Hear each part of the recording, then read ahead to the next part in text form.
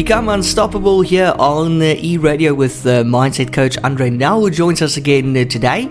And always nice to chat to you, Andre. Welcome back. How's it going? Oh, it's going lekker. Very lekker. Very lekker. I'm feeling amazing. How are you doing today? Also great, thanks. And I know you're very excited because you're coming back to South Africa soon. And that's also why you said lekker, because you can't use lekker anywhere else in the world. They won't know what it means. It's a real South African thing. Maybe the Netherlands, but I feel like it's proudly South African. Yeah. Now you must be so excited, and the sun is shining and the weather's still kind of good here for winter. We haven't had any major cold fronts in the last week or two, but they're probably still coming now in June and July, and that's when you're arriving, so you got to get ready for it. I think I'm ready. I mean, the winters we've had here are like minus 20s. Oh my word. Yeah, they've been cold. Okay, so you're going to be in short sleeves here and say, what winter, where? Yeah, basically. I mean, the warmest thing I came to China with from South Africa is like probably my 4th or 5th warmest jacket right now. Oh my word. Yeah. Actually, I was speaking to Janke yesterday, and she said we realized that it was this morning. We realized that we're not going to go through fall this year, through autumn. We just have, we do winter, spring, winter again, spring, and then summer. We don't have fall this year for us. You're skipping a season. I'm skipping a season, yeah. Oh, that's actually so winter cool. And spring twice. Wow. Yeah, I didn't really think of it that way. That's really interesting. No fall for you. No fall for us, yeah, no autumn. It's actually one of my favorite seasons, I think. Yeah. I think if it's snowy, winter is my favorite season, but most of the time it's not snowy, so fall is my favorite. Yeah. But back home, I mean, the winter is not that bad. Yeah, exactly. No, not at all, hey. No. So you're gonna love it. It's gonna be absolutely awesome. This Saturday, we went to vote. So I've still got that stain on my finger. I'm trying specifically not to wash it out as a memoir of the voting that we did, which was it was really cool. Everyone was so friendly, so kind to us, all the South Africans there. You voted from abroad. That's so awesome. Mm-hmm. Yeah, because I see there was quite they said in the news, yesterday I think, they said that the turnout was really good, especially in London. They had the most voters there in London. So they all went last night and yesterday and over the weekend, and they went and they voted for South Africa's future. So that's pretty cool. I think it's going to be a big election. It's been 30 years now since 1994. And I don't want to get into politics talk, but I'm just voicing. Viva. It's going to be a big. Yeah, it's going to be a big one, and I think it's probably going to be one for the history books because there's a lot of changes happening, and I think the results will be surprising, or hopefully it will reflect in the results. But we can only hope that our people want change now. It's time to change, and for the best. I hope the airplanes and the ships move quickly. Take our stuff back in time. Our votes. Yeah. That's going to be awesome. So, Andre, last week we briefly touched on confidence, self-confidence and being confident. And Anya sent us a message over the weekend. I think she was listening to the repeat on Saturday. And she was asking a question that I also asked, I think, briefly in our last discussion. And that's, what is the difference between healthy self-confidence and arrogance, such as an ego problem?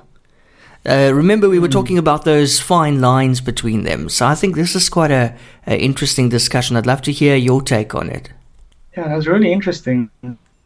It's interesting because a lot of what you do to let go of like your limiting beliefs or your negative emotions or kind of the things that have held you back, we actually refer to it as, shedding your ego, because your ego is the part of you that was conditioned in. When we're born, we're just such free, we're happy, pure spirits. We still are pure spirits, but now we've got our ego, all these voices kind of telling us we're not good enough or this or that or this or that, filling our heads with things that just don't make us happy. So it's interesting, just as this question came up now, how people like ego and arrogance or confidence go together in most people's kind of like conversational banks, if I can put it that way. But to me, some part of confidence is actually being able to completely let go of ego in the sense of, worrying about what other people think, being fearful of how people respond, being fearful of how you might respond to yourself and what would happen. So it's an interesting discussion. Let me think about it a bit further. So I think for one thing that stands out for me is arrogance is sometimes harmful to other people, whereas confidence is not. What do you think about that? That's brilliant. That's brilliant. Yeah. Arrogance is harmful, confidence is not. Arrogance and ego and stuff, yeah. That's very, very true. That's a big difference, yeah. If I think about, somebody who's just confident in the workplace, that's great. Confidence, they feel good about what they can contribute to the workforce. They feel good about their work, their abilities. They're happy to be there. They're not afraid of growing, learning, trying new things for the benefit of themselves and the company. But I think where it would turn over into arrogance would be, telling their coworkers, why aren't you being better? Or look at me, this is what you should do. I am the only way. What I'm doing is the only right or best way to growth or to improvement or to be good in that kind of sense. And I think that's kind of harmful to other people. And that's probably for me where the line crosses from confidence to arrogance. Good one. Do you think an ego is sometimes necessary? It depends on what your definition of ego is. I don't, there's different definitions of it. Depends on how you define it.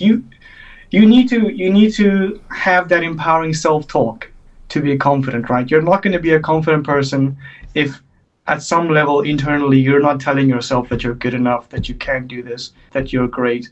And especially if we take it into disciplines like sports, or even, the arts, anything, business leaders like yourself, you need to have that kind of internal self-talk that's empowering, that's telling you that you're the best or that you can achieve what you want to achieve, that you're good enough, you're capable, you can do this. All of these things probably is what, I don't know if that's how most people would define ego, but that's where I think that's where the healthy ego comes in, is that self-talk of constantly telling yourself, that you're at least as good as the level you're striving to achieve.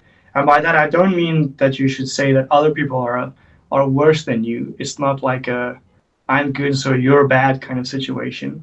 But I think there's no harm in telling yourself that you're good. As long as it doesn't cross that line from confidence to arrogance where I'm good, so everybody else is bad. I think that's very unhealthy. That's very unkind. And I don't think it's sustainable either. So in that sense, I think some ego is necessary, but not to the detriment of others.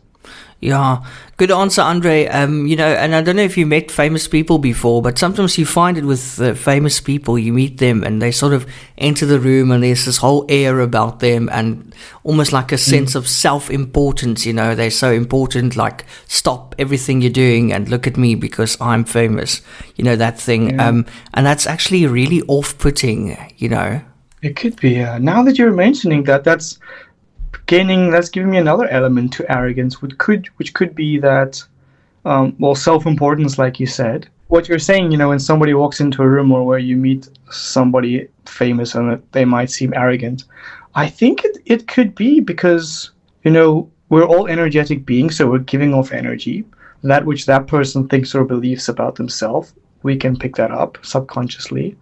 And so it might be a thing of, as soon as you walk into a room where you no longer at some point see yourself as, when you see yourself as better or more than somebody else that you interact with, I think that's probably also a crossing over from confidence to arrogance. For example, like if I were to meet a famous person and, they don't have the time of day for me because I'm not famous, that would probably be because they think they're better than me, they're more than me, because they've achieved in one area of their life that I haven't achieved in. But I think that would be kind of a flawed way of thinking, because just because somebody is a famous sports star or something, they're probably much greater than I am in that field. But in terms of being a successful husband, or like a loving husband, or a businessman, or just a kind, generous person, there are different ways to measure yourself against other people. But if you just kind of blanket statement generalize, I'm better than everybody else who's going to talk to me today, that's probably crossing from confidence to arrogance into Definitely an hurtful ego. Yeah. That's a very good answer there. Arrogance is also, the line isn't always with the person who's giving out the confidence. I think it's a lot in the perception as well. Sometimes you think somebody's arrogant, but they're not. And that's probably a belief that you have within yourself that's causing that kind of discrepancy in meaning. Does it make sense? Yeah, that's how you perceive it. It doesn't mean necessarily that that's how the other people perceive it. That's very, Andre, spot on. I love your answer there. I was actually wondering how we would work this out, but you really nailed it. You nailed it, eh? We're learning on the spot, yeah. Yeah, because I think perhaps if you at some level feel that you're not good enough or something like that, and suddenly you meet somebody who has the confidence you want for something, I think it could be a trigger for a person to see them as being arrogant. Especially, I mean, there's a whole lot of factors that come into play. Like, let's say in the past you met somebody with like brown hair and green eyes who really did you dirty, and now this guy, someone with all this confidence and this thing that you want to be confident in, they've got brown hair and green eyes, and all of a sudden you're like, this guy, they're arrogant, they're not confident, they're arrogant. So there's a whole lot of like perceptions and past beliefs that come into play in the kind of dance between confidence and arrogance and ego, you know. Yeah, Anya, I think we answered that question now, and that's brilliant, and I hope that helps. Andre, you mentioned beliefs now, and I know that you want to talk about limited beliefs as well today. How would you define limited beliefs? What exactly are we talking about? Yeah, so limiting beliefs. Well, first of all, beliefs are, let's just go back to the basics. Can you remember, I think I've mentioned this on the podcast, can you remember what I said a belief is? Let me test you here, see if you're actually listening to me. I really do, but sometimes the file that's in the brain that should recall it is unavailable. It's unavailable because the memory is currently being used by another task. Okay. Can you just give us a little refresher? A belief is something that you've come to accept as being true. So an idea or a concept that you've accepted as being true. That's at the baseline what a belief is. So at some point, meaning at some point, you made a decision in your mind internally that this thing is true, that thing is false, this is how it is, it's no different than this. So that's what a belief is. A limiting belief is a belief, a decision that you made, something that you believe to be true, that hinders you in some way. And most often limiting beliefs are actually not backed up by evidence. So what I mean by evidence is, if we all have the belief that the sun rises, right? The sun rises every day. The evidence for that is when you wake up and you look outside, the sun is rising, right? You know, that's the evidence. But for limiting beliefs, that could be something like, I'm not good enough to do this, or I don't deserve the love my partner gives me, or something that's holding you back, or even this is difficult, like doing task X is difficult, could be a limiting belief. And often it's not backed by evidence as we believe it is. And the tricky thing with beliefs, as soon as you believe something, like, it becomes a filter, right? So everything that happens to you, like we said, first it gets filtered through your beliefs, your values, your conditioning. So if you've accepted the belief as I'm not good enough, or I don't deserve my partner's love, anything like that that's limiting, or that this task is going to be too difficult, what you're going to experience is exactly that. It's like we've mentioned in the past. Whatever you think is true is true for you, you know, that's what you're going to experience. So a limiting belief hold you back. I think that would be the summary. It holds you back. Something you've accepted as being true, it holds you back. And it's not necessarily backed up by evidence. Because people, we're very, very, very good at generalizing things, right? Like blanket statements. That's where all the stereotypes come from. But we're probably not as good as we should be at being detectives, finding the evidence for the beliefs that we have. And then, Andre, how do we get rid of these limiting beliefs? I suppose, firstly, you need to realize that you have limiting beliefs, and we don't always see it ourselves. So that's when we rely on family or friends to tell us, that, hey, watch out what you're saying to yourself. You have limiting beliefs here. Why are you saying that? And then a bit of introspection. That's a powerful indicator, yeah. That's why you need to surround yourself with, you can't choose your family, but surround yourself with good friends. Make sure that you're open to what other people say to you, because it can really help you. I think even more than that, if you don't even need other people sometimes to realize it, because the biggest compass we have in our life is our feelings. If you feel something besides positive, right? Like, let's say you got a big presentation coming up, and you're constantly bombarded with these thoughts like, how can I do this? It's not going to be a good meeting. Or you just feel nervousness is fine, but you feel like really anxious or fearful, doubtful, perhaps. Those are feelings, and feelings indicate to you what's actually happening in your subconscious mind. It indicates your state of being. So you can start to see, whenever I feel negative about something, there's probably some sort of belief behind that's triggering it. So watching your feelings and being attuned to how you feel is a really powerful indicator as well of whether you have a limiting belief or not.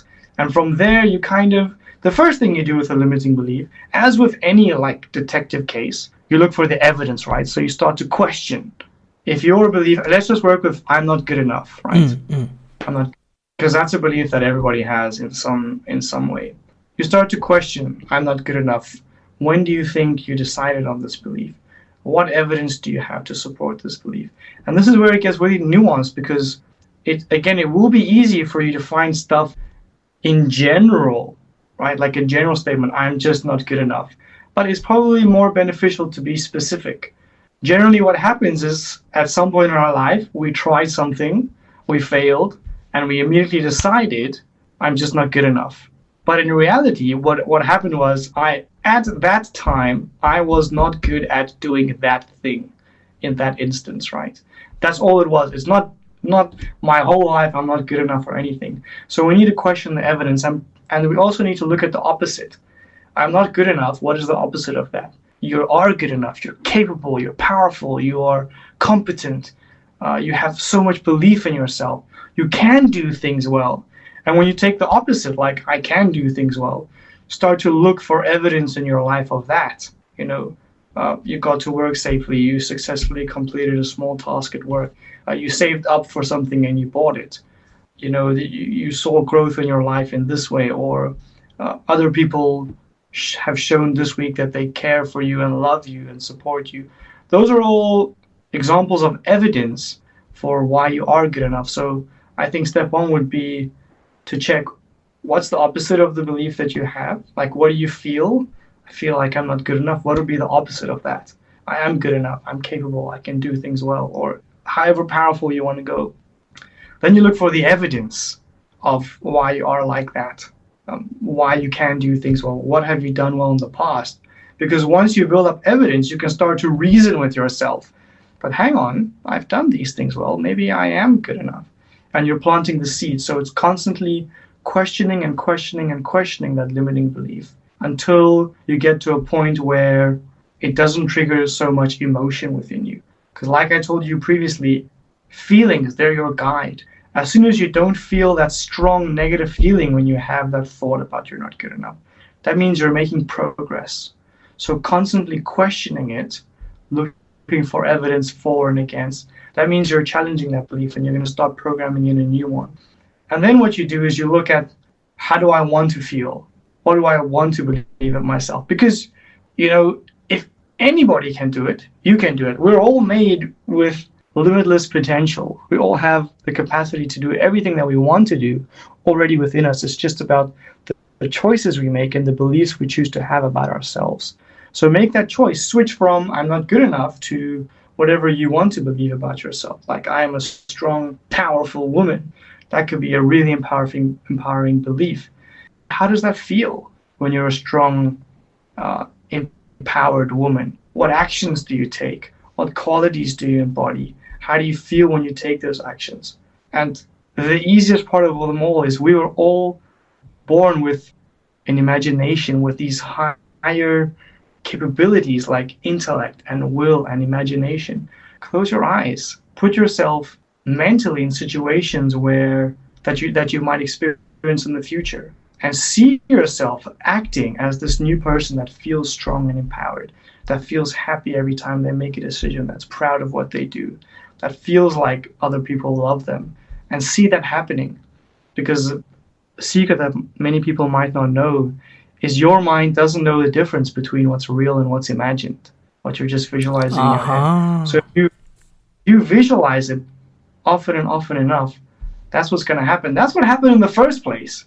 You visualized and told yourself, I'm pretty sure nobody ever told you that you're not good enough, but you told yourself you're not good enough.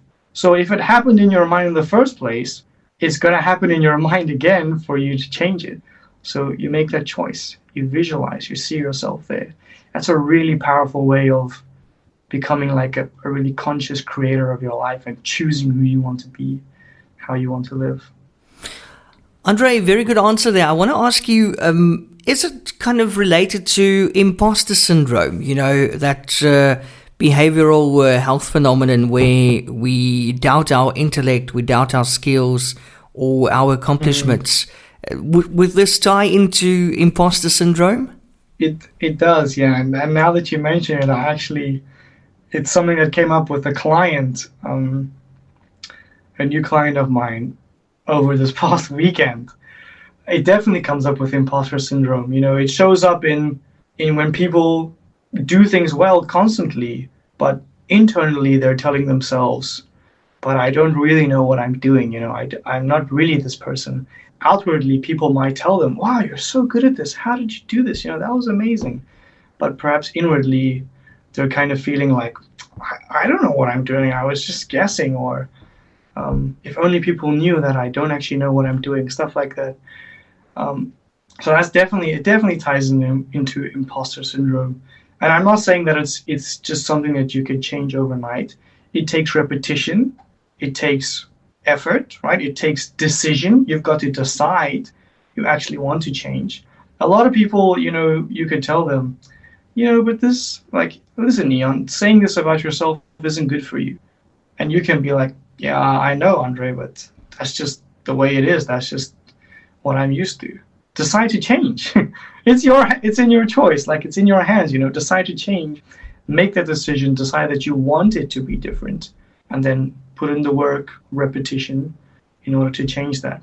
And just on that note of imposter syndrome, the more I'm becoming an adult, as in like the older I get, I still think I'm a young adult, the more I realize that so many people that hold titles or positions don't actually fully know what they're doing. And what I mean by that is, as a kid, you think that your mom knows exactly how to be a mom, like she was trained for this. As a kid, you think like the police officer knows exactly how to be a police officer. That's all they've ever do. But when you grow up, you realize that your mom, that police officer, the HR at your company, they're a person just like you. Wow. They make mistakes. They have doubts. They have fears. And when you realize this, when you realize that the person you think is judging you is probably judging themselves the same way you are, it shifts your perspective. Wow, you really just opened up a door there for me. It just all clicked. Really? Yeah. Really, that's amazing. I just saw a light coming in and angel sound effects. You know, that light bulb moment. Yeah. Yeah, that amazing. And I realized that the first time, not even through coaching, it was through PowerPoint work that I did. This person she came to me and she was doing this presentation on how to get people to, I'm forgetting the actual words, but it's like how to pitch your product or your idea so that you get an investment basically for your project. Not like a company, but just for your project. Like how to get people to invest $100K in your project, $100,000 in your project. And she came to me, and I promise you, this was the most disorganized person I'd ever met in my entire life. She did not give me clear images. She did not give me clear instructions. She did not speak to me kindly. She had very unreasonable expectations, and she just wasn't easy to work with. She did not have, even more than that, she didn't have a high budget. If you expect to teach other people to give you $100,000, your own beliefs about how much you're worth or how much the work people are doing for you is worth has got to be higher, right? And I realized that day, the person is literally giving a seminar on teaching people how to get people to invest in their projects. But she has very little idea of how to do it well. She certainly didn't help her get the presentation sorted out well. And I realized that day, she also had a very fancy title. I realized that day it's all just perception, man. Like when you realize the other person is judging themselves, they also have the same doubts you do.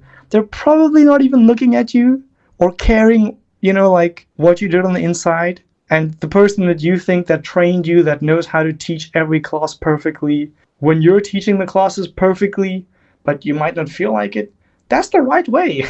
It's just you creating that doubt and that perception of you're not good enough, when in reality you're doing it. The evidence shows that you are. It's such a mind-blowing moment, but it's really difficult to get that point across, to get people to understand it sometimes. You answered our questions beautifully today, Andre. Thank you so much. But now I believe that you want to ask us a question in closing today.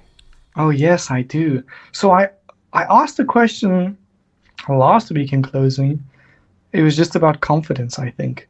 Or did I ask two? Anyway, new question for this week is I'm moving back to South Africa. I would like to start working on a few workshops, like webinars, master classes for people that I'd like to present, like to move from one-on-one coaching, keep doing that, but also helping more people at a time through these kinds of things. So my question is just, would anybody be interested in something like that? And if you would be, what kind of topics would you be interested in? Like, what would benefit you most? What would give you the most value? Obviously, I'm operating from a different place now because I understand mindset a lot better, because I've studied it, I've trained in this. But I want to know, what are people struggling with right now? What do they need help with? What could benefit them? So yeah, I'm really excited to start giving workshops and webinars and masterclasses online and in person. But I'd really like to know from everybody listening. It'd be really helpful to me. What are you interested in learning? What would benefit you or be of value to you? Okay, that's very good, Andre. And then, of course, you can send us a WhatsApp on our WhatsApp line. Also, if you have any topic suggestions for next week's discussion, 061 253 0670. Oh, one more thing, an announcement. Yes. I'm so close to having all these podcasts on my website up as well. I did some work on the weekend. It's finally going to be there. Yes. I can't give a date. It's not finalized, but I made really good progress. I'm very proud of you, because I know I pushed you a bit. You have. And I have listened, and I found the time, and I made really good progress. I'm proud of you. And next up, some social media posts as well for the podcast. But we'll get there eventually. But one step at a time. Exactly, but it's great that you have it on your website, especially with the different topics and all that stuff. It's just, that's awesome. Well done. Just give us your website again for listeners who want to go check out your website at the moment. Yeah, sure. My website is www.andrenelcoaching.com. That's Nell with one L. On there, yeah, you can find all the information about my coaching program, about the sessions, what kind of benefits or results you could get, whether it be a good fit for you. Soon you'll be able to see the podcast there as well. And you're able there to, yeah, buy my book, book a free coaching session with me, and get connected. Awesome. Andre, thank you so much. This was great, and I'm looking forward to next week's discussion already. Same time, same place. Wishing you a wonderful rest of your week. Thank you so much, and same to you, and see everybody in South Africa real soon, I guess. The countdown is on. Yeah. Thanks, Andre. Thank you. Bye.